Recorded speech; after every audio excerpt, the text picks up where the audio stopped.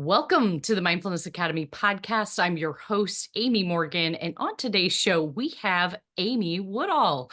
Hi, Amy. Hello. How It's are great to be you? here. I'm great. I'm excited to geek out on all things mindfulness with you today. Excellent. I am as well. I would love to start the show telling folks a little bit about you.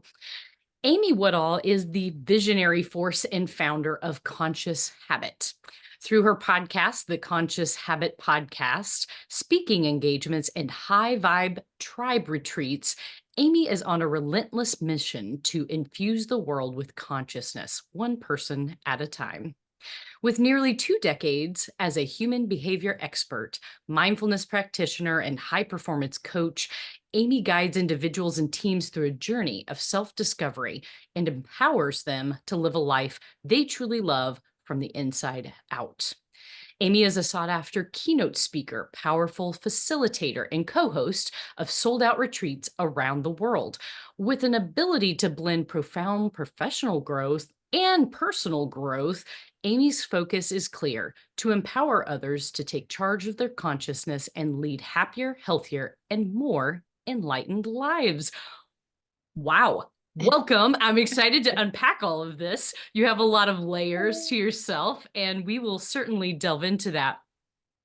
I always like to start the show giving a little context for how we got connected, how we know each other. And as I was preparing this morning, I was thinking it was probably Kevin Bailey. Was that right? It Yes. was, yeah. Excellent. Well, Kevin is a wonderful human and actually a former podcast guest on the Mindfulness Academy podcast. I do enjoy what he provides in regard to mindset and mindfulness and connecting folks like us. What a gift is that? Yeah, he's a great human and he's doing great work in the world. Excellent. And how do you two know each other? Just so I make the leap. Yeah, so really, back in one of his earlier entrepreneurial endeavors, I think we were connected. His company had done some work with a company that I was with formerly, and it was, before he was really doing mindfulness full time and before he had launched Dream Fuel. And we would get together for lunch and just share, like, what are you doing? What are you discovering? What have been deep, meaningful experiences for you? So we got to be sounding boards, reflections teachers, for one another. And I'm a big supporter of his work as well. When I sit down and meet with people, if I don't feel like it's absolutely aligned with, what we do, being a coach is like a very personal, it's got to be fully lined up. And there have been times that my gut has said, you know what, this is a better fit for Kevin and his crew. And so I will often refer folks over his way as well. So Excellent. it's good to have those. It takes a village of all of us to do this work in the world and really make impact. So I'm going to go down a rabbit hole for just a moment then. And I'm curious where you feel like you shine and then where Kevin shines, just so I have a better understanding of that as, a local colleague of yours. Yeah, I appreciate that. So Kevin is very clear that he loves to work with faith-led leaders who have a vision to scale their organization and potentially even exit in the next 3 to 5 years. And so for him, when I'm meeting with people who are like, I'm in hyper growth mode, I need to stay in hyper growth mode, and I need my habits and behaviors and my mindset to follow that. Sometimes they don't know that. That's what I'm reading underneath the lines. Sometimes people just think, I just need the tools to do it. And really, it's like, it's deeper than that. Then I feel like that's a Kevin thing. I really come in when people feel like they're a little bit stuck. Maybe they're feeling overwhelmed. They're in a high stress environment. They're not sure how to manage the madness. And we really do work on helping people do that from the inside out and get to this place where they feel like they can live more enlightened and fulfilled and peaceful lives. I think everything that we do is really through the lens, consciousness is our jam, okay? But it's all through the lens of how do we help this human have better tools for peace, whether that is a mindset, whether it's a behavior, whether, how do we help them just find more harmony and peace within? And so that would be the difference, hyper growth versus help me, I'm kind of stuck within myself. Got it. I've got it. That is a great differentiation. I appreciate you telling me about that because I honestly didn't know. I'd love to hear a little bit more about you, your background, where you grew up, education, that sort of thing. work background. Sounds like you have had a variety of experiences that have led you to this place. So let's hear Yeah. about it. Interesting. Everybody has such an interesting path, right? We all have different ways of how our work in the world finds us. Born and raised in good old Indiana in the cornfields. I'm a Hoosier girl through and through. My parents have grown up here. We certainly have roots here within the state. And I was pretty certain growing up that I was going to move to New York or LA. I was going to work in the retail industry, fashion industry in particular. Really loved, fashion and high paced environments. And I didn't know if like being a mom was going to be for me. I really felt like I was going to be very career oriented. And because of that, when I got out of high school, I did not have time for college. I had a career ahead of me. I had ambitions. I knew exactly what I was doing, and college was going to get in the way and slow that down. And so immediately, leaving high school, I had a paid salaried position as a retail leader within an organization, and my path was carved out for me. I knew that I was going to take this, leadership path for a couple of years and, make plans. And what do they say? God laughs in your face, or the universe, or whatever your jam is, whatever you feel connected to. There's always sort of a giggle because I was on that path. I bought my first house at 20 because, I really did not realize how overrated being an adult was, Amy. I had no idea that actually it's kind of for the birds. I want to go back to that kid thing again. But at 21, became pregnant with our oldest son at 21. So in the midst of this career, fast-paced environment, things really, that was a radical shift. And I highly underestimated how much I would love that little being, and how my entire world wanted to just be wrapped around being able to be his mom. And 17 months later, baby number 2 came along, Mr. Braxton. And from then I knew retail, this is not going to be the place, this big city life I had envisioned. I want to be close to family who can help us, and I want our kids to know their grandparents. And so I left and I started my own company, and I became an entrepreneur at 24 years old. And I have really been an entrepreneur since. But at that time, I started a company called Image Savvy, and I did image consulting and started sharpening myself, becoming an expert in soft skills. What does it mean to understand humans and human behavior?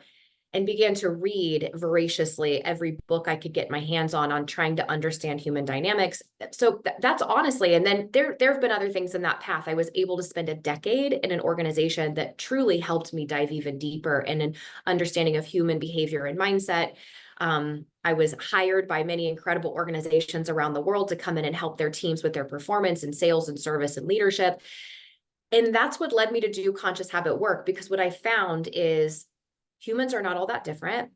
We are really a combination of patterns. When I became an expert in human patterns, I also was forced to become an expert in myself and my own patterns.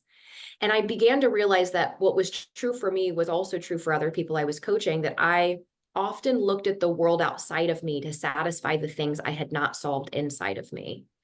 And so I went down this path of trying to understand what deeper wisdom and consciousness was. And it changed me on a soul level, on a cellular and soul level. And I began sharing it with clients, and they wanted more of that. They're like, that's nice what you're teaching us about the sales stuff, but can we go more into that conscious stuff? And that was it. I started teaching consciousness as a habit, and thank goodness for this path of, becoming a human behavior and a mindset expert. It really was a perfect breeding ground for doing this in the world. Break down for me how you define consciousness. If somebody says, okay, I keep hearing you talk about this, what does that mean? It's the space of possibility. So 95% of our life, our subconscious and unconscious is running the show. These are hardwired patterns that have happened over time, that are a combination of, thoughts and feelings and behaviors that really create the outcomes of our life, because how we do anything is how we do everything. We are giant patterns and, in human form. And so that 5% left beyond is where consciousness can exist. And consciousness is that space of choice, where we can choose, this is no longer working for me. It doesn't make it easy, by the way, but it's the place of possibility. And consciousness is where we're able to expand, to get out of our own way, to rewire some of those old patterns and truly become, the highest, best versions that we can of ourselves. I love that definition. I have to say, there's a part of me, and there may be listeners thinking this too, that says, oh my goodness, if I am this collection of patterns, which I love that term, 5% is all I have the ability to change, is what I'm hearing. Is that what you're saying? Or do you believe that patterns can also be changed as a result of the consciousness? Yeah. Unpack that a little for me. I think they definitely can be changed. I think what we're given is that there is this 5%, and with some work, maybe we can make it 6 or 7, but it's a precious 5% that we get, and really big change can happen there. We teach this, we've created a conscious habit framework, which teaches how do we make this consciousness a habit. And awareness is step 1, because you cannot change what you don't acknowledge. And, I have this post that I will eventually get out there on LinkedIn or wherever, but it was based on a conversation I was having with a colleague. And I said, we are at the center of every challenge that we have. There's one constant, it's us, but we're also at the center of every success that we have. And so some of the ways that we can start to untangle that with curiosity, instead of just thinking life happens to me and I respond, that is not, life is responding to you. It is not happening to you. And so if we want to get to this place of how do I better understand this 5%, we dig into awareness. I love the life wheel. It's such a simple exercise, but if you were to draw that baby out, and for listeners who aren't familiar, that's where you draw a circle, you cut it into 8 slices, and the slices are very personal to you. Mine would be a combination of like career, family, finance, spirit, health, and I might even put mental and physical health as separate pieces on there. My relationship with my husband, my fun and recreation. Hopefully I said family. If not, that one's definitely on there. Maybe it's like civil service to your community, but you find your pieces. And then if you look to see what has felt like the most struggle, or where do I feel like I have maybe unhealthy patterns, that's a good place to look, because that is a reflection of some of those central patterns. And let's just say it's health. Maybe it's like, man, if I've been on a roller coaster with my health for my entire life, and like I'll do well and then I fall off. That's a precious opportunity for us to look within, and what do I think about this? What is my definition of this? What do I think of, what feelings do I have about myself with health? Does it trigger any emotions of shame or guilt or judgment? Why do I think those are true? And we can really begin to untangle the source. I truly believe, Amy, because I do think that humans, we are stupidly simple. We want to feel like we're more complicated than we are. But at the crux of almost everything is a feeling of inadequacy or lack of worthiness. And if we can recognize that that is the root, and we can put good habits in place to heal some of those false belief systems, then we can, when we do learn new things, like, I know new workouts, or I know new nutrition or whatever, it's going to stick. When things don't stick, it's not just a lack of like discipline or information. It's a lack of getting to the root of what caused it to begin with. So in your line of work, you've been an entrepreneur for a long time. I am hearing you say that the root often is this feeling of unworthiness, or potentially this lack of wholeness at the core. You talk about healing that. If someone starts to uncover that that is the case, what is one thing that they can do to maybe bring some consciousness to that, maybe bring some healing to that part, at least crack the door a little bit? That is kind of a common theme in this pattern of us very simply put together humans. If this is the case, what might be something you'd recommend? I think practicing some self-compassion. When I've found these things, because I there's nothing in this world that I teach that I have not worked on for myself. I would be a total fraud if I was like, oh, all of you people out there, you go do this stuff. I'm not willing to do the work myself. I'm Miss Perfect. Absolutely not. I am called to do this work because I need to do it. I'm probably more so than other people. And so self-compassion, And if that's hard for you, for many of us, I think just reflecting, what is my relationship with myself? Do I have a healthy relationship? Do I talk kindly to myself? Does my inner critic, is it a critic? Or, is it more of a partner? What does that look like? Knowing that is super helpful, but practicing self-compassion in a way that you would someone or something that you love unconditionally in your life. So I would encourage you, if you find it difficult for yourself, to think of that thing or that person. Maybe it's a pet, maybe it's a child, maybe it's a friend, and feel that type of love and appreciation that you have for that person. And then begin feeling that within your own body. And another practice, that you could quickly piggyback onto that, is to count all of the ways that some of those beliefs are incorrect. So if the belief is, I'm not worthy of real happiness or of thriving or of being loved or whatever, or of having abundance of money, whatever piece might be missing for you, I think we can we can really figure out all the ways that that's untrue. So get your, pen and paper out and start to write out counter evidence. What is evidence that could prove this wrong? What are the ways that I know that I'm worthy, or that I've maybe had this happen before? Because the mind it's a tricky thing, it can talk us into or out of anything. And it's really good at finding evidence in either direction. So if we're only looking at evidence that the negative is true, the mind will say, okay, let me count the ways. But if we look for evidence that the positive is true, it can do that too. So give it a job, give it a mission, give yourself some self-compassion and love like you would other humans. I like that, turning the attention to what we're looking for instead of what we're not looking for, the positive evidence. I recently heard, and I've heard it over the course of my life several times, this idea that what we focus on, we create more of. And so Mhm. as we focus on the things that support feelings of worthiness and wholeness, probably manifest that in our lives, I would imagine, those feelings of wholeness and worthiness. I would love to hear a little bit more about what led you to wellness and coaching. I mean, you mentioned a moment ago Mhm. that, essentially we teach what we need to learn ourselves, that Mhm. concept of, we have to practice it ourselves, and we often are drawn to the things that we most need to learn and practice. There's an accountability that's baked in to it. But what led you to this path?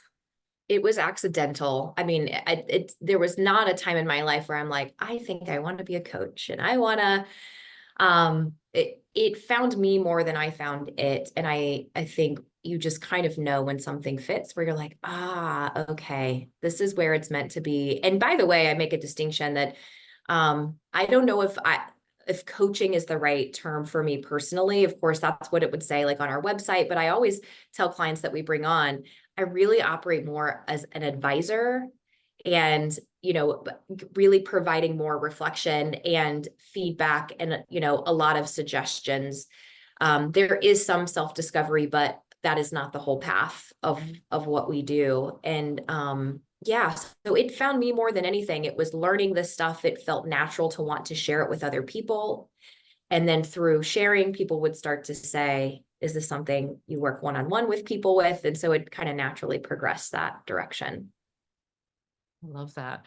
Yeah, I don't hear that quite as much. It feels like in coaching, there is kind of this, okay, what is it that you feel like you should be doing? And I think there's a lot of value to that. But sometimes I find that as a business owner, there are times where I just think, I kind of just want somebody to give me a little advice. Mhm. It may feel like it fits and it's right and we roll with it, or it may feel like, no, that's not what I'm looking for at this moment. So let's try something else. So that's really great to hear that differentiation. It sounds like, it might have been also maybe a little birthed out of what the people wanted. The people spoke that that's something that they were looking for from you, and you answered the call. That is wonderful. As I mentioned in the very beginning, you wear a lot of hats. You really do. And coach slash advisor, speaker, podcast host, certified mindfulness teacher, retreat facilitator around the world, which, okay, folks, if you're listening, go check out her website. What is the website? So there at theconscioushabit.com, you can find under the resources tab, it'll take you to High Vibe Tribe, our High Vibe Tribe retreat website as well. Check it out. Just what mind candy that whole space is. It's lovely. I'm just wondering if you would talk a little bit about some of the roles that you have and what's bringing you the most joy right now. Being mom is always a really great role, especially our sons are now 19 and 18. So we're on the cusp of being empty nesters. I'm in my early 40s, my husband's in his mid 40s. It's going to be like really interesting. I love that though. I love learning with them and through them. And it's like exciting and terrifying all at the same time. And, the role that High Vibe Tribe retreats, being able to spend a week with women, because they are for women only. Sorry, guys, we appreciate you too, but this is a chance for women to really heal the part of themselves that maybe they suppressed by being in hypermasculine environments of like, we have to strive, we have to go, we can't, we don't show your weaknesses. And there's something so valuable about all humans having a balance of masculine and feminine energy. It has nothing to do with gender. It really has to do with masculine energy is go, evolve, get stuff done, crush it, which is necessary. But the feminine energy is empathetic and compassionate and loving and connective. And we need that. That work to be able to spend 5 to 7 days with women in a space where they're able to heal that and make deep connection is such meaningful work. Anything, and then conscious habit is like, it's such this great movement. It's an exciting thing to really be able to bring this inside out work to the world. It's hard to pick one, Amy. I'm like, it's like kids. There is not one favorite. I mean, depending on the moment of day, that might change, but they're all favorites in different ways. I hear that. I would love to get a better sense of your typical client. I mean, my gut says it's probably CEOs, but I don't know if that's all of it. So help me there. Executives for sure. And so we work one-on-one, but also with teams because we'll do conscious leadership training. One of the things I'm really passionate about helping people learn and understand is the difference between their highest best self and their ego. And so love going in and working with executive teams and helping them learn how to lead beyond ego and also where and how to put ego in service of what they do, but knowing which seat that it should serve at any given time. But really our typical client, they are think outside of the box people, meaning they already care about initiatives that involve humanity. They want to have a deeply engaged workforce. They're already doing some kind of work towards evolution. Now, what they're typically faced with is like, we are high demand, high stress. We don't have a lot of time. We're kind of chasing our tails, but we want to do better. And so I've worked in so many industries and whether it is heart, I've spoken on stage like heart surgeons and like roofers and like everything in between. What I think is true though is that at the helm there are humans who really care deeply, and they just want to know all that they can about how to be the best them from the inside out. Excellent. What are some of the common issues that your clients would come to you with? I know that you mentioned overwhelm as one. I'm assuming that's a cousin to burnout or a precursor, however you want to look at it. What sorts of things do they come to you with when they say, Amy, help me? What do they say? First, I just want to say that I think burnout is a byproduct of abandoning ourselves. And so when we do not have a good, solid relationship with us and an inner knowing, a deeper connected to, not just mind, but like the spirit of who we are as humans, when we abandon that, we will burn out because we are now operating for other people's agenda and satisfaction and not our own. And so I just wanted to share that so that I'm like, burnout is not a byproduct of your to-do list. That's a symptom, but it's not a byproduct of that. Typically what they're coming to us with, as leadership teams, it could be, we know we have the right people here. We're confident. Maybe we have one or two people off, but we just butt heads, and we're trying to get on the same page, but we're having a hard time collaborating or communicating with one another.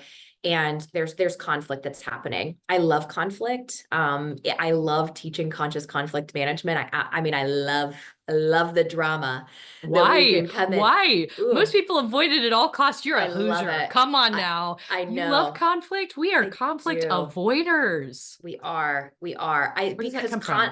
conflict allows us so our tagline at Conscious Habit is the root of results begins within. Conflict is an inside job because nothing on this planet can upset you without your permission first, which means any trigger that I'm carrying around, it was there before you pushed it. You just happened to bring it to light. And so it is our greatest opportunity to evolve ourself, not just the situation at hand. It is incredible. So I love getting in there and I'm like, oh, goody, conflict, good. We've got a lot of learning and even healing to do. I mean, ultimately we are helping individuals do some healing of themselves. Like, how do we learn how to not let small things have power over us? How do we learn how to create a greater space between our reaction and response? How do we learn how to be gracious and loving in the face of adversity? I get so pumped about teaching that to organizations. So that's some of the symptoms. Maybe it's challenges, it's conflict, stress, overwhelm, not having a safe place to share hard things. And they need a place that they can bring everything. We do whole human consulting and advising and coaching. And so to bring everything to one place and know that they can help you untangle the aspects of life and business, people really appreciate being able to have that.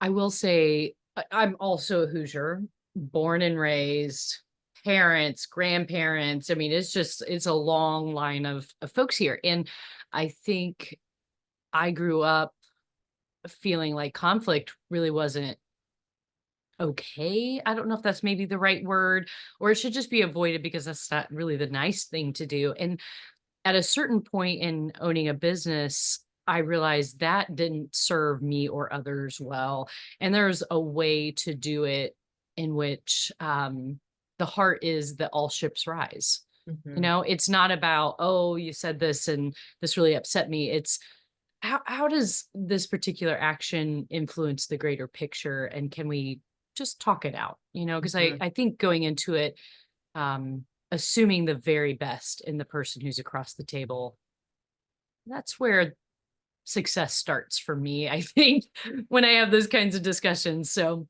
I like that you have that skill set and you help people navigate that, like boots on the ground, navigate it, or you Mm-hmm. advise the leadership and they go do their thing.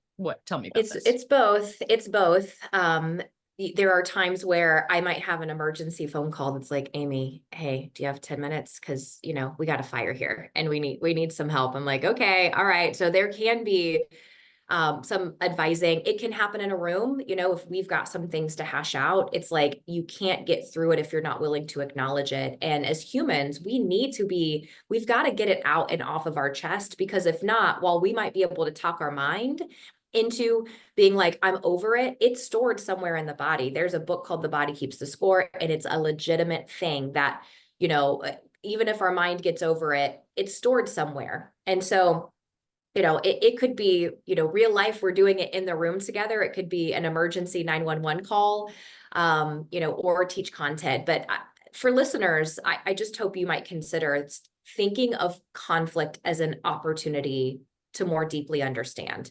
Instead of conflict is this thing where we have to see who can be right and who can be heard, that makes it very combative. And that is very uncomfortable. But if we can flip the way that we see it as, conflict, this is an opportunity for me to more deeply understand. And it is to more deeply understand them and yourself on the other side of it. I love that. I don't know anybody who couldn't benefit from that. And in fact, you talked about your younger self. Yeah, I wish I would have known you and my younger self. I think I would have had better conversations earlier. Mm. So thank you for doing that incredibly important work. Talk to us a little bit about your approach and how you help clients. Is this like approach in coaching, approach in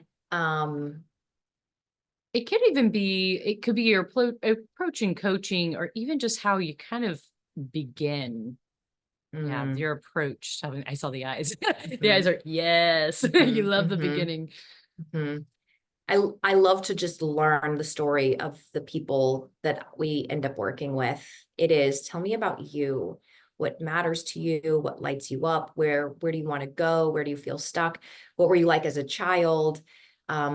Learning all of these and listening to people, I had a great mentor, Tim Roberts, who I got to, a chance to work alongside for well over a decade. And he used to say this phrase that people speak in codes, patterns, and filters. And so by getting to hear someone tell their story, and specifically in a sequential order, it's cool for them to be able to put the pieces together, because sometimes they'll start to recognize the patterns of their life based on some of the experiences and those hinge moments that they've had. But it gives me a really good indicator of what is hardwired for this person versus what might be, newly formed beliefs, maybe based on just some situational stuff. And so love to get to know deeply who the humans are that we're working with and meet them where they are. The number one feedback that I've always gotten in work, and I really appreciate this, is how relatable it is, because we're talking about content that can be seen as very woo-woo. And I joke, I put the woo in Woodall because I love a little woo-woo. I love a little like, oh, it's kind of out there. Is she wearing crystals in her underwear? I don't know. Like, it's a little bit out there.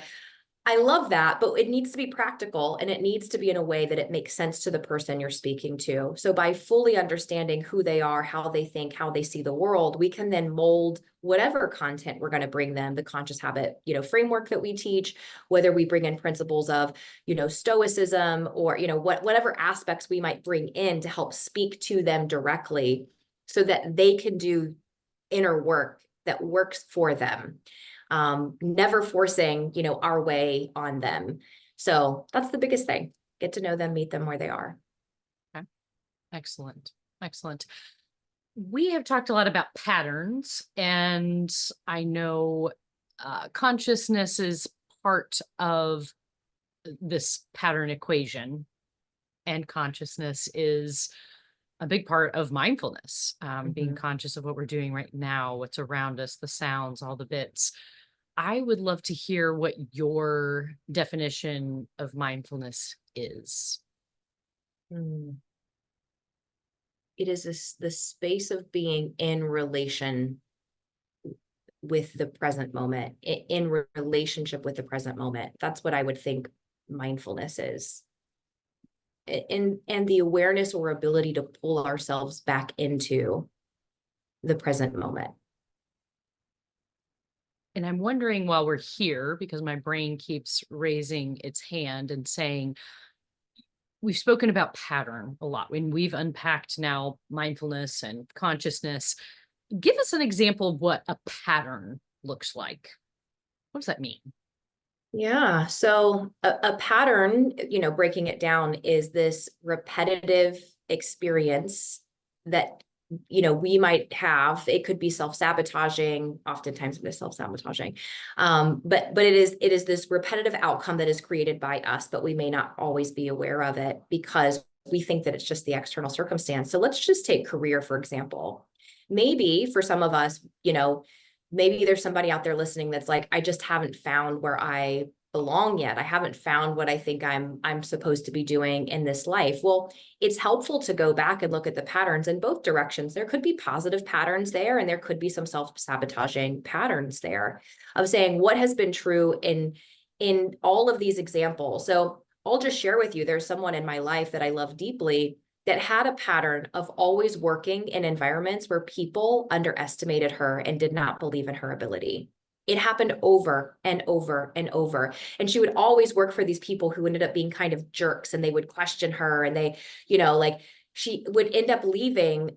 They would come in and they would love her, and then they would leave, and it would be, a really nasty kind of leaving. And she felt like, it was always the other person that was the bad guy.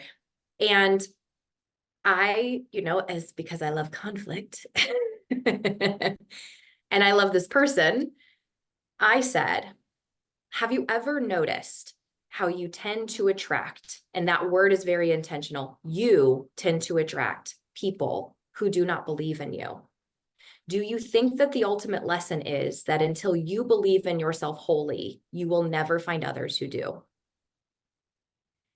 And this was maybe 8, 9, 10 years ago that we had this conversation. She still brings it up and says, I'll never forget when you told me that. And she's now in a work environment where she is greatly loved and admired and appreciated and is seen as so valuable. And it's because, I had the gift in that moment to reflect that back. And that's not Amy being this, but we all need each other as these gifts in those moments to reflect that back so we can really do the work that's required. So I think if we look at history, see what's been true. Do you tend to date the jerks? Like, I always date men who lie to me, or I always date women who end up cheating. Well, there's a specific reason. There's a pattern that you have, a belief of what you think you're worthy of having that is there dying for you to uncover it so that you can then attract the better relationship on the other side. Fascinating. So many aha moments, even just in that response. So I assume you worked with this dearly beloved friend on feelings of worthiness, on talking positively to herself to manifest the right work environment for her. Is that kind of the gist? Can you tell me a little bit about that bridge from where she was, that pattern to the new pattern? I have to say it's been a journey. It's not like I've been there leading hand in hand, maybe by kind of watching I'm meditating and I read this book and this is really good. So maybe kind of sharing, by proxy. She has been on some of the retreats, which have been very impactful to let go of some of that heavy, it's deep healing work that we do. We get to let go of things we may not even know that we were still holding on to. So I know that has been impactful, but it's a process, and here's what I have really learned, Amy, and this has been a lesson that's come for me in the last 1.5 to 2 years. I used to feel like this consciousness stuff, and it's not stuff, it's really great, or even mindfulness or personal growth or development was kind of this place to get to. And I'm a high achiever by nature. Many of your listeners may be too. I have a feeling that you are. I love coaching high achievers, people pleasers, perfectionists, because, there's some of that definition of who we think we need to be in order to earn our worthiness. So that's such great work to be able to do. But by being a perfectionist, it's always made me feel like, or a high achiever, maybe, and perfectionist. That was my subconscious slipping. It was true. It always made me feel like there was a place to get to. Like, I'm gonna continue to raise my consciousness and get to this location. And I had such a profound experience, a spiritual experience. It was such a gift to be able to have, that taught me it is more of a remembering than it is a getting to. That so much of our life and these patterns have been building over our natural okayness and worthiness and wholeness. Like, it actually has been true and intact this whole time, but through experiences outside of us, it's kind of hidden that away. And so I share that for other listeners who might feel that as well in their own growth, that we high achieve in a different way. And we feel like, I just got to reach and I just need to know the next thing. And it is so much more of a forgetting, so much more of a coming back to our truest nature than it is getting to any new place. And I think that's the path that she's been on, is to get back to that true nature, undo a lot of that stuff that was never true to begin with, so she could remember her own wholeness. Of that remembering. That's just such a beautiful picture in my mind, to go back to just this intact kind of Garden of Eden of sorts inside ourselves. That's where the truth lies. That's beautiful to think of. I would love for you to tell me a little bit about your journey to mindfulness. And part of it could be consciousness. Different guests on the show will have something that's something that's kind of adjacent to mindfulness or a different term for it. Was there any sort of moment for you in particular where it just felt like that's where you're being called to or needed to go? Well, it may have been, there's I've shared this a few times. There is a infamous moment in my household where, known as like mom lost it. Um, I I don't even remember the circumstances specifically, but I do remember I was so frustrated trying to get a fan, like, a little like fan, a box fan, untangled, that by the time it came untangled, I picked it up and I threw it across the room just in Okay. sheer, just, and there was a realization that, like, I probably need to learn how to control me, because I could be pretty quick to anger. I could let small things have power over me. And so it was more of that frustration with myself that led me towards mindfulness. And I downloaded an app in 2012. That was really my first step, was downloading this app in 2012 called OMG, I Can Meditate.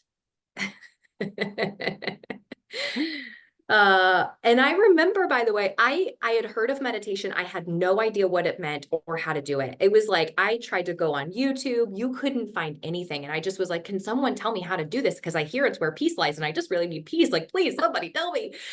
And so I downloaded this app and I did maybe a 5-minute mindfulness, just a guided meditation. And I had tears streaming down my face, because my nervous system was like, ah, goodness. And in that moment, just the little ounce of peace that I was able to feel in that 5 minutes had me hooked. Like, there's something to this. And so I dabbled and practiced on apps and, did the mindfulness thing, and then decided to invest in a course online. It actually still exists. And I've had the founder, Emily Fletcher, on my podcast, and she's great. And she created a course called Ziva, Ziva. Actually, there may be a link. I think there's a link through the Conscious Habit podcast over to to Ziva, but it taught me how to create a twice a day meditation practice without anything but myself. Just being able to no sounds or anything. That learning how to meditate twice a day for 15 minutes, I'm thinking it bought me back hours a day, hours of, not that I fully lived present and that I was just like, life is perfect, but it gave me such a deepened consciousness and awareness that I could see myself and others. There was a greater space between my reaction and my response. So that, and based on that, I was like, I've got to learn this. So I went through hundreds and hundreds, and now I'm in thousands of hours of, between practice and teaching. But it could be as simple, if people haven't started yet, it could be as simple as, I'm just not going to take my phone on this walk, and I'm just going to notice. Or I do listen to something for 5 minutes, or I just count my next 10 breaths. It could be as truly as simple as that, for an exercise of being. Excellent. I have not heard of Ziva, and I think that that's a great referral to talk about in our show, because I would love for folks to learn how to do that. Sometimes when it's simple, that's the best. That's what sticks when we're busy. I mean, we're both working moms, and time is precious, but I like this concept of buying back time. One thing that I think a lot about is, on the days when I would call it a good meditation, and I know my mindfulness teachers would say there's no such thing. You're putting judgment on it, but it's true. It's true. Yeah, I know. So I hear you. I know. I hear your judgment in my voice, or when I'm saying this, but I feel like when I really am very intentional about my practice, my mind is focused on the things it should be, and not the million other things that can come in and distract me. I feel like it is kind of a going back, a remembering of why I'm doing what I'm doing in this life. And I feel like I live from my most authentic self Mhm. when I've had a chance to just be comfortable with myself in the morning like that. Just it's a cozy place. Not always. Sometimes it's very tumultuous, right? Sometimes Yeah. there are storms. Yeah. Yeah, but Yeah. just being there and listening. Yeah, not all meditations feel good. And Emily will say, and I've heard this from several meditation teachers as well. And now I get to, I share it with folks is like, we don't meditate to be good meditators. We meditate to be good at life. It does help us. And, listeners, I think if you ever find that you have so much chatter in the mind and there's like, I'm having a million stories and now I'm going down the spiral and now I'm super worried or I'm anxious or whatever the case might be, think of it as a sign. Just think of that, like the toddler who needs a nap, you could tell, right? Because they're throwing a fit and they're kicking and screaming and it's like, oh, somebody needs a nap. Well, your brain needs a nap, but our version of a nap could be, I need to walk, because all of this excess energy in our nervous system gets squeezed up into the mind if we don't do something with it. So it could be, I need to move my body. I need to get outside. I need to hug a tree, touch some grass, or I need to just sit quietly for 5, 10, 15, 20 minutes, whatever your jam is, because by regulating my nervous system, either through movement or through breath or through mindfulness, I am going to help regulate my thinking. The body operates first, the mind second. So if the body is dysregulated, the mind says, oh, we're in danger. Okay, let me think of all of the million ways that we could die and why everything's terrible. So I just encourage you to see it as the toddler that needs a nap. Not that there is any problems you need to solve. The only problem you need to solve is regulate your nervous system, and you will see things more clearly.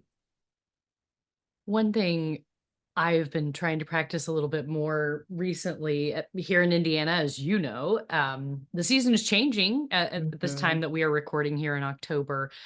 And it's a beautiful time. If you've never been in Indiana during October, it is not to be missed. People come from all over the world, honestly, to see our spectacular leaf show.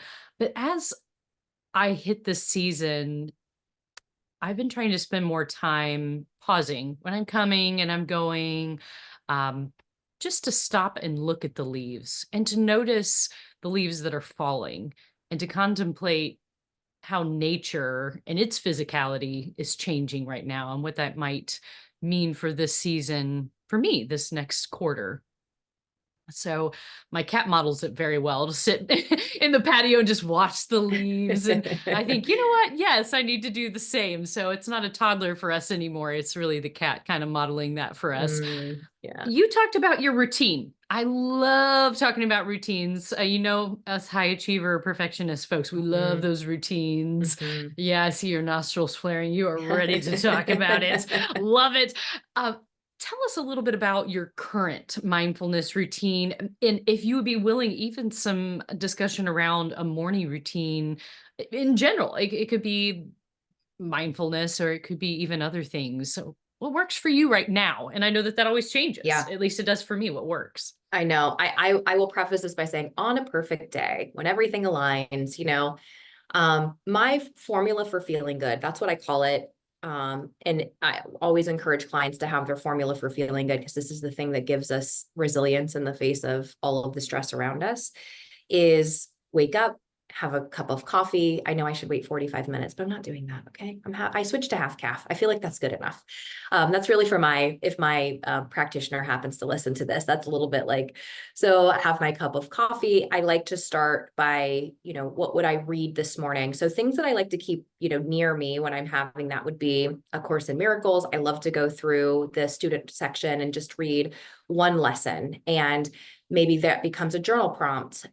There's also the Book of Awakening by Mark Nepo, which is you just pull up whatever the date is. So, this specific date, you read the lesson in there, and then it can provide some really good journaling or reflection. Meditation for me has evolved and changed. It's more about, what do I feel like I need? I might do some energy balancing, like balancing of the chakra system. I may do some visualization. I might do some heavy breath work. Maybe it's a mantra, based on some of the work that I was able to do with Ziva, which is mantra-based meditation. So for me, it's really different of like, what do I feel like I need? Maybe I just need to listen to sound healing for a little bit. But at least spending some time, in a consistent meditation is helpful. Although I do find I feel more meditative throughout the day, more aware, more present. So rather than it just being a one-time experience, what my practice has evolved into is, how often can I kind of move back into these meditative, highly present, highly aware states? And then on a perfect day, I would move my body, because I know I have a very active mind, which requires a lot of movement and energy in the body in order to keep that in check and the creativity to be funneled towards the right way. So it would be learning, it would be writing, it would be some form of meditation and some form of movement. Are you a runner, or what sorts of things do you like I to do in the morning? wish I like a sprint and then a walk. I love a Peloton, not a, by the way, let me preface by saying I hate cycling. That is not my jam at all, but I love the Peloton app. So I like a good like treadmill boot camp or weightlifting. I really should practice yoga some more. We always joke. I have the partner that I do High Vibe Tribe retreats with is Desiree Garcia. She also is on the podcast once a month with me. She's incredible. She's the yoga teacher. And she's like, how often do you do yoga, Amy? At our retreats once a year? I'm like, okay, maybe once or twice after that. But I have to tell you, I should do it more often, considering we host a yoga and meditation retreat. But the high achiever in me loves a good, hard, sweaty workout. Excellent. Let's talk about one of your favorite mindfulness practices. And I'm wondering if you wouldn't mind leading us in one of those. I will tell you my favorite, and then and then I will run you through another one that's like a close second. Fair. My absolute favorite is a meditation I had to write actually to become certified. I had to create my own meditation, and I now teach it on every single retreat. It is by far the one that has the most, there's such an incredible release. And that is where I walk folks through holding themselves at almost every age of life. So hold yourself in your arms, see yourself as a child and you holding that baby and the baby looking back at you and you just looking at her with so much love and admiration and uttering the words like, I see your perfection. There's no one else you need to be. And to do that at 3 years old and 7 years old and 12 years old, or whatever ages come to mind for people. And it's such a powerful experience. And listeners, if you want to practice this on your own, to see at what age did you feel like you had to change, or you no longer felt that you were accepted for who you are, there can be so much healing in those areas where we feel that unworthiness or that lack of wholeness by doing that exercise. It's pretty great. Thank you for sparing us the Yeah. tears during Yes. this. That I sounds thought like I probably, huge. yes, there's a lot of crying. I will, spare everybody the snot bubbles. So which one does not have snot bubbles? What's Okay. the close second? This one I originally learned in Ziva, and then also when I went through my certification, and it is the 5 senses. So maybe you've had somebody walk you through this one before, but it's really one of my favorites. So, okay, listeners, if you're in a place where you're able to get comfy, and it's okay if you can't close your eyes, that's not necessary for this exercise, but if you're in a place where you would like to, I encourage you to join me in closing your eyes. And then I'm going to encourage you to just put all of your attention on sound, on those ears of yours, taking in only the sensation, only the sense of sound. Just seeing what sounds you might notice around you. Maybe there's a light, subtle sound of air coming through a return or cars on the street. And no judgment, we're just noticing and being present with the sensation.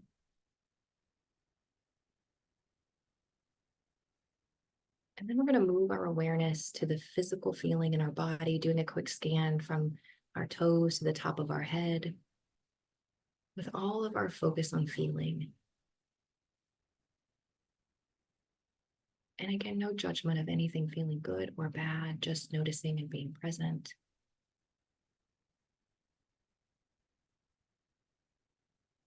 Seeing if you can notice a subtlety. Maybe it's your clothes touching your body or your hair on your face. Just picking up the nuances of feeling. And with eyes closed, scanning, or eyes open, scanning the room. And just seeing what you notice. Maybe there's a lightness or a darkness. If your eyes are open, a particular object. And then again, grabbing onto those subtleties that we might miss. A hint of color, maybe a speck of something that you would typically look over.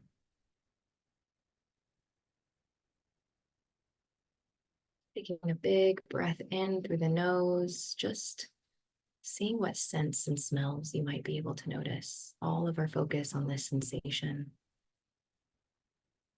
Not forcing or judging.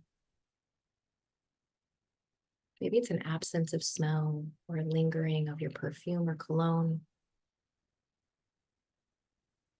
Just being aware. And then lastly, swirling your tongue around in your mouth, we're going to activate the taste buds and just notice what we may be picking up. Maybe it's bitterness or acidity, or the hint of coffee or lunch. And just noticing. And as we come out of this mindfulness exercise, coming to our senses at any point in time in the day, eyes open or closed, can be helpful in anchoring our awareness in this present moment. When you're ready, you can wiggle fingers and toes and open your eyes. There we go. That I love the mindfulness activities that are available to us at any moment. And you talked about that earlier, just the simplicity of being where you are through Ziva's guidance. I love that. I also actually started off, I would have to listen to music. I had like a same kind of instrumental track that I would listen to for a very, very long time, and then kind of weaned myself off of that. I think So not that it's wrong.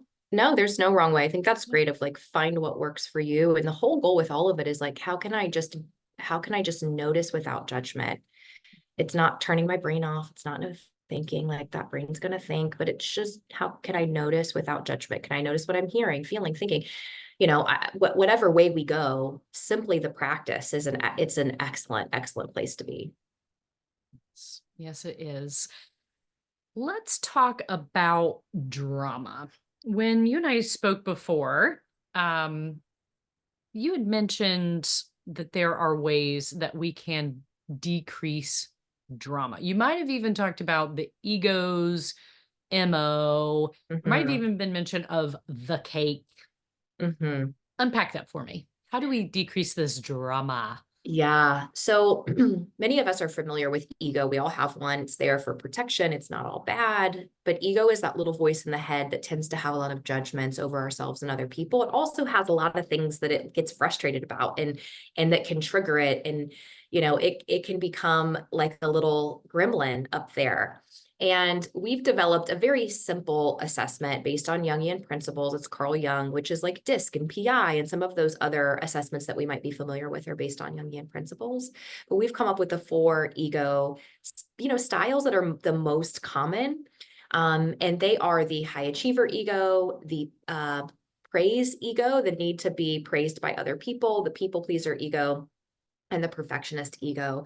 By the way, folks can take that. There's a way to download it on the website if they're curious about that. But knowing what our ego's MO is, because for me as a high achiever, I will likely get frustrated, angry, or create more drama when it comes to this need for high achieving and control. So if I sense that somebody might be getting in the way of my success, that maybe they're slowing me down, I'm going to look bad or whatever might be triggered on the outside, it's likely that I am potentially going to jump into the drama triangle. And that's true for all of us. We've got these triggers in all 4 of those categories, but some more prevalent than others that are triggered at different times.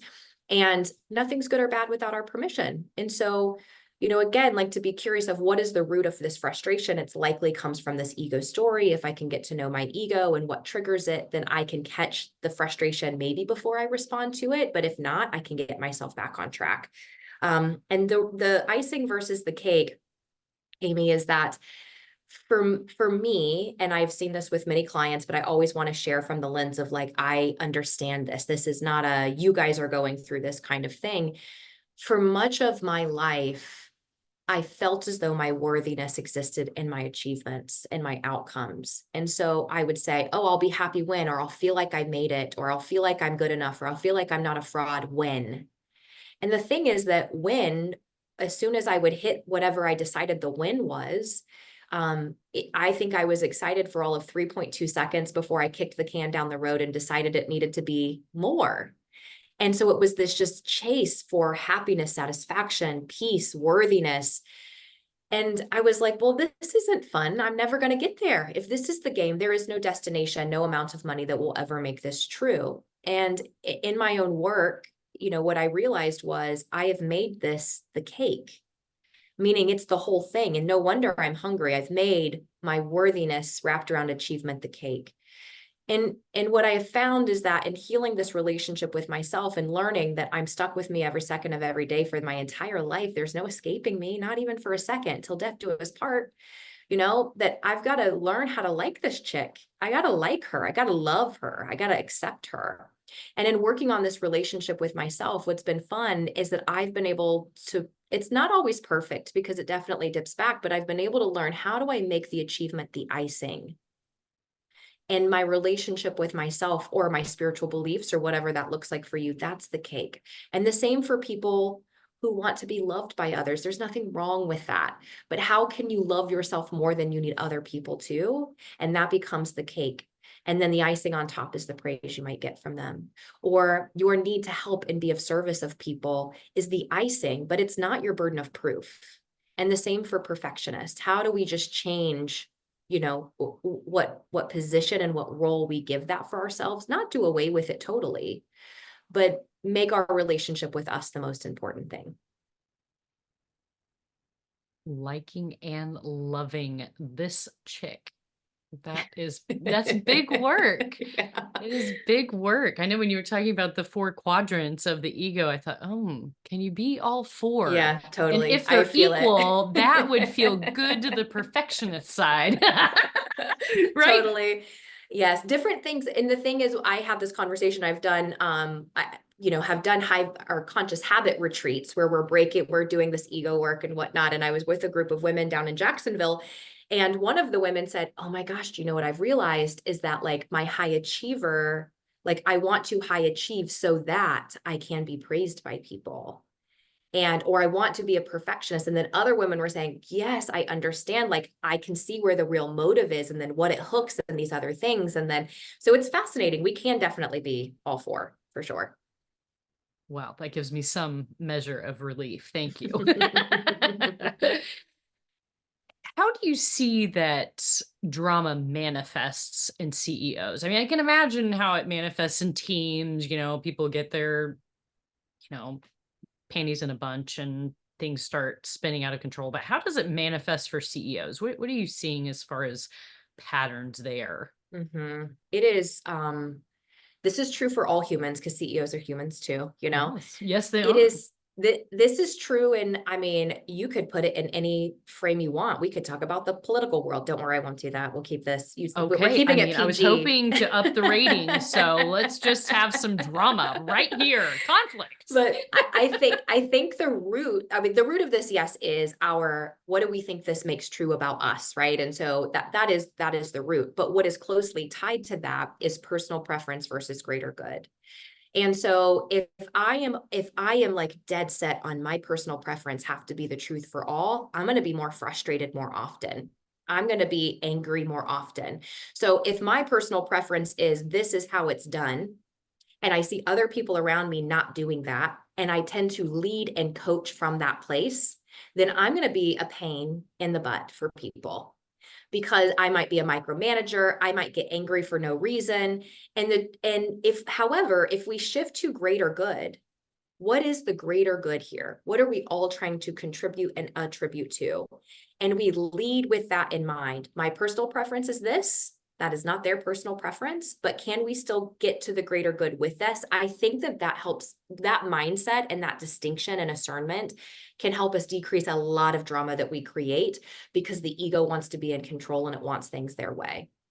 So yeah, that personal preference versus greater good, that distinction alone, major and drama decrease. Fascinating. I don't know if I've ever heard that before. That's really interesting.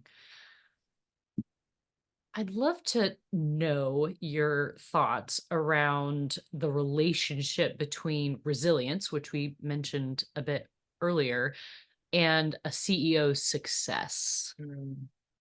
What that really means, that resilience to be successful.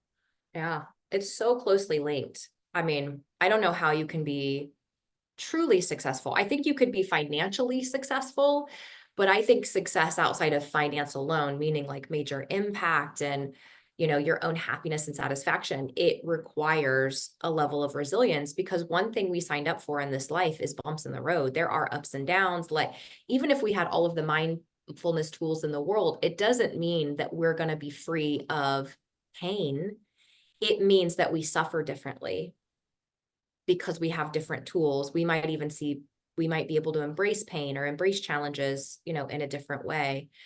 And so, yeah, resilience is that thing that keeps us on track. It keeps us from doubting ourselves as well, along the way, because when the downs hit, some of us use that as information of like, maybe I suck and maybe I shouldn't be doing this. And so some of us see it in a different light. So I think it's certainly a must-have. And we had a great guest, Dr. Marie Helen Peltier, who wrote a book on resilience, and it's called The Resilience Plan. She has this very tactical approach. It's really incredible. A very tactical approach for how to build out your plan to remain resilient. So highly recommend that. So important. So important.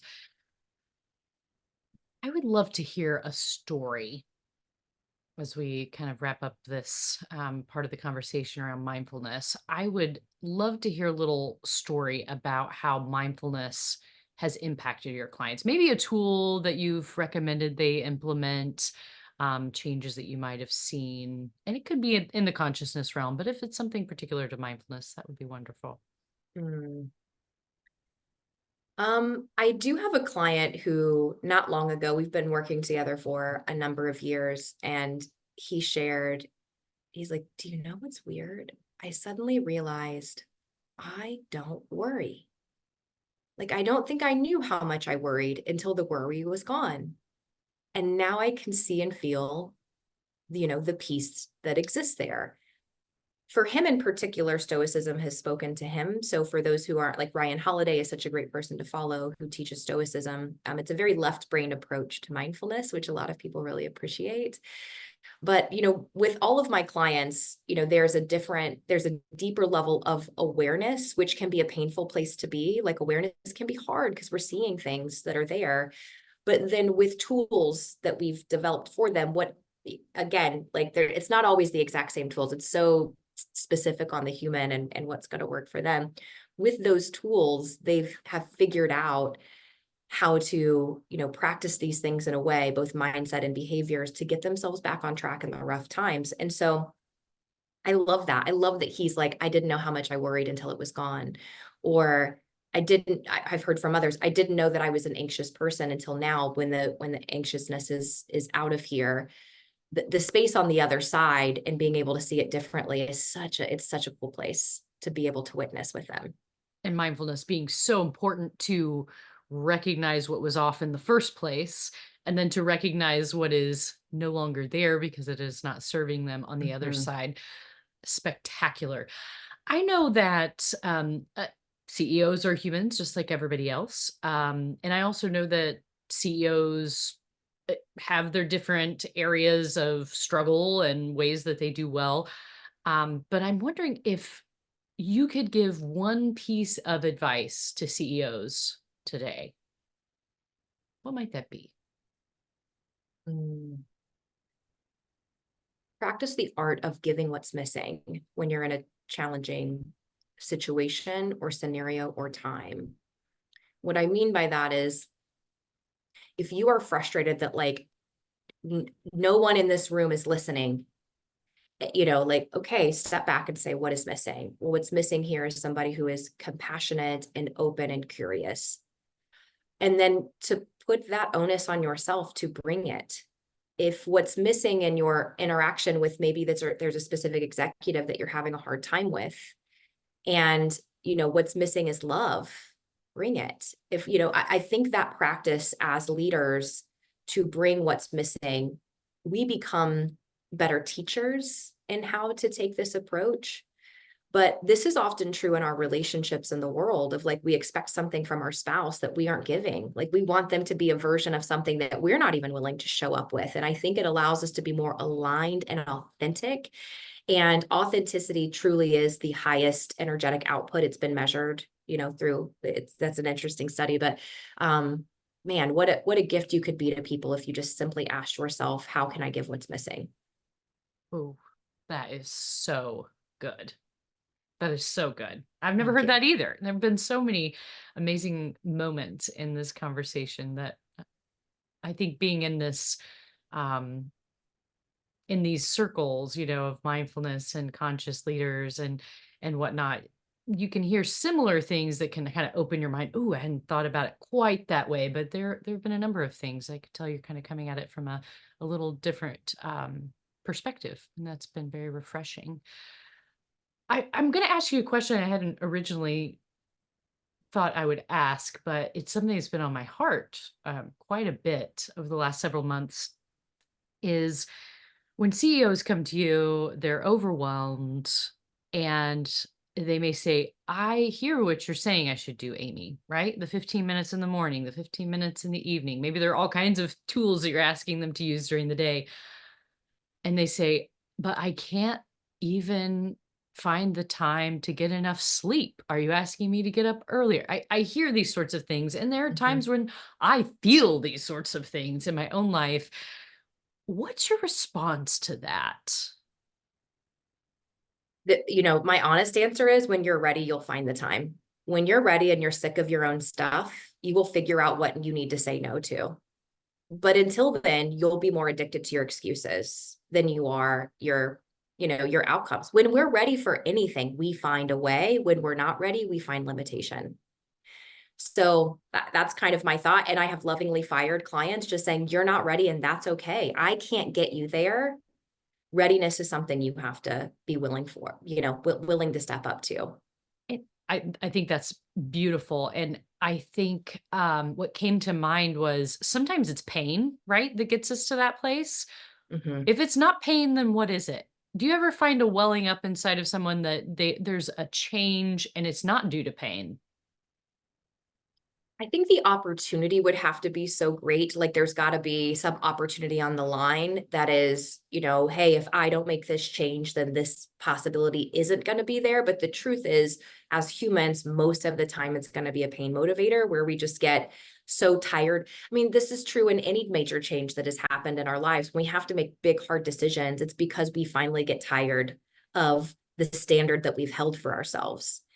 And so, yeah, I wish I could say that it's usually like pleasure motivated sometimes, but more often than not, it's going to have to be, yeah, the giant kick in the butt that gets us there. Oh, I love it. I love it. I love it. I would love to give you an opportunity to share a bit about the offerings that you have and how folks can learn more about those. Yeah, I appreciate that. Gosh, the ways that we work with people, you've heard us talk about some of those. It is coaching, which is, again, more advising, consulting, but, it's under the umbrella of coaching. We work with leadership teams. There's workshops, there's speaking engagements. The retreat itself, we're going to be launching a 12-month mastermind for women that's sort of this post high vibe or pre high vibe tribe retreat experience. So all of that fun stuff, podcast is out there for folks to listen to. I always welcome people to join me on LinkedIn if they want to follow. I try to keep that content consistent and fresh out there. But yeah, those are the various ways. Excellent. Excellent. As we are drawing to a close, I would like to invite you to practice the glowy daily reflection practice, which is something that I developed and is in my book, The Chaos Antidote, a fable about mindfulness, and the companion workbook. And glowy is an acronym standing for what we're grateful for. And I'll guide you through it. You don't have to remember it all. Mm, I can see the look on your face. Also, the L is for lift up the things in our lives or in a loved one's life that needs resources. The O is for observe. That goes back to those senses that we have, right? What are you observing right now? And also could even just be the thoughts. There might be mm, thoughts that you're observing. The W is for wholesome intention, which could be for this moment. It could be for this day. It could be for this quarter, your life, whatever you want to make that. And the why is for you are. You get to send yourself off with a positive affirmation. Amy, you are, and get to share that with us. So we'll start with the G. You ready for this? What are you Yes, grateful for? please. What are you grateful for, Amy? Mm. I am grateful to be witness to the humans my boys are becoming on this planet. Like that. What do you lift up? Mm. Now I want to ask questions for context. So it might be that you want to lift up, maybe you have, maybe one of your sons, um, maybe he's sick, or maybe you yourself are feeling kind of worn out. Mm. It could be something physical, or it could be, I have a friend who maybe had a house fire or something, Oh, you thank know, you. that, Yeah, yeah. thank you for the clarification. The lift up, and this has been a part of my practice for the last few weeks, are the victims of Hurricane Helene that recently went through all the flooding that's still being experienced in North Carolina. So that is my lift up. Yes, huge thoughts and prayers to all of those affected down there. We have loved ones in that area. It has been very, very painful to witness from here. Mm. I would love to know what you observe in this moment. Hmm. Well, thank you for being such a thoughtful and curious podcast host and for tuning into your heart. I observe your intuitive nature of you. You're highly prepared, which I really appreciate, but also that you allow your intuition to come in and kind of speak, maybe beyond some of that preparation. Thank you for that. That was an unexpected treat. Thank you for Mm. that. What is your wholesome intention? And again, this could be for the moment, this year, your life in general, big or small as you want. You know, I truly feel like my purpose on this planet is to be a messenger. I don't think any of the wisdom I share is my wisdom. It is stuff that I am grateful that I have caught on at some point in time. It just moves through me. So my wholesome intention is to be a messenger for as many people that I possibly can in this lifetime. Ooh, goosebumps there. I love that Mm. one. And the why is for you, for you are. So this is a positive affirmation. Sometimes I give myself a little hug and say, you can say, Amy, you are. Mm. Amy, you are a positive reinforcement of the importance of love and light on this planet. So good. So good. And highly agree. This has been completely delightful. I sincerely mean it. As I'm thinking back through the conversation, I just think of so many pull quotes, which listeners can look for those on social media. You'll see her lovely face and some quotes coming, but also just uh, life lessons. And I'm going to kind of tuck away. Mm. I really appreciate it. And I can tell that you're someone who also can do the tough love thing. When it's your time, you will make time. I love that. Sometimes we just need that. We get so caught up in our heads and our excuses and self-sabotage, like you mentioned earlier. So thank you for being a tough love presence on this Mm. planet. I think we need that. Mm. Is there anything else you'd like to add before we kind of wrap up here? No, thank you for inviting me in and for, this space to just be who I am and share what, information has moved through me. I'm really grateful. Well, the pleasure is all mine, Amy. This has been wonderful. From my heart to yours, may you live with ease. This is your host, Amy Morgan, signing off. Today's podcast is sponsored by Good Aim Communications, a full-service marketing agency located in Indianapolis. To learn more about Good Aim Communications, visit goodaimcommunications.com.